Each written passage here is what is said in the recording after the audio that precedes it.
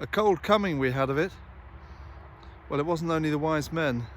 Good evening. It's a chilly epiphany here for the last of this series of Going to Ground. We're at episode 100 or 200 if you add them both up. And I thought I'd return to the location of our first one in this season, Piggledene. Committed viewers might remember this Sarsen stream, as it's called, or Sarsen field, with these beautiful, varied post-glacial rocks scattered, deposited over the landscape. This is the biggest concentration that I'm aware of them. I think it may even be nationally, because I know that the greatest concentration of Sarsens in Wiltshire is in Wiltshire, and Piggledene, along with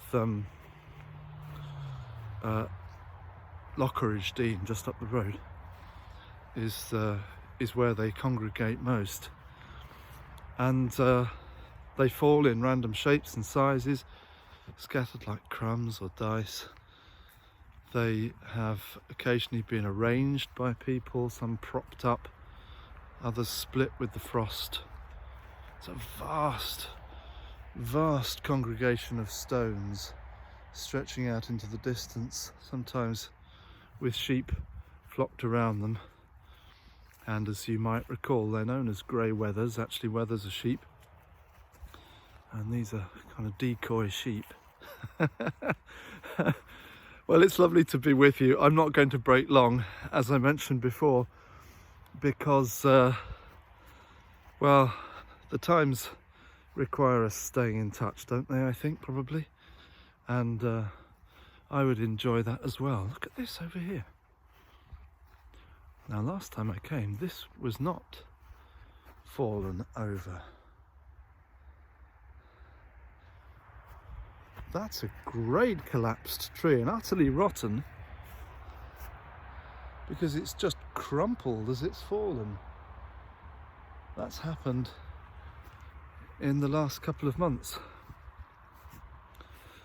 Well, at Epiphany we celebrate the revelation of the light of Christ to the whole world, including those who might not have been expected to be drawn by it. That's what the wise men, or magi as they're truly called in scripture, represent.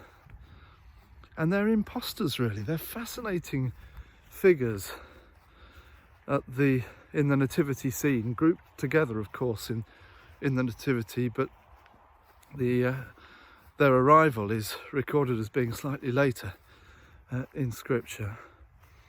And they're so familiar, grouped amongst the shepherds and the oxen and the Christ child, all the rest, that we think they belong, but they don't really.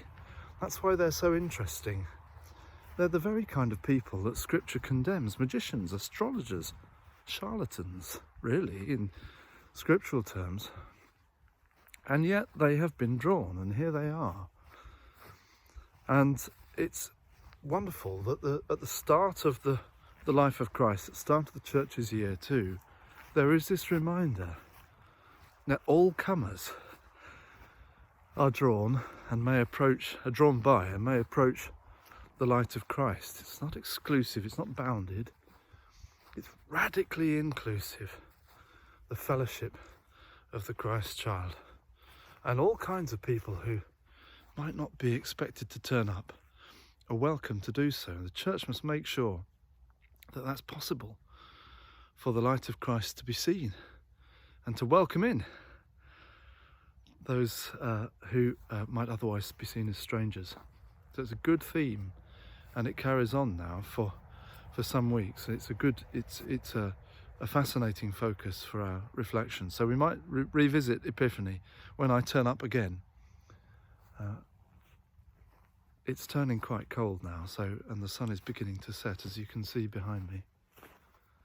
So as things actually fall quite still, the A4 is not as loud as it is sometimes.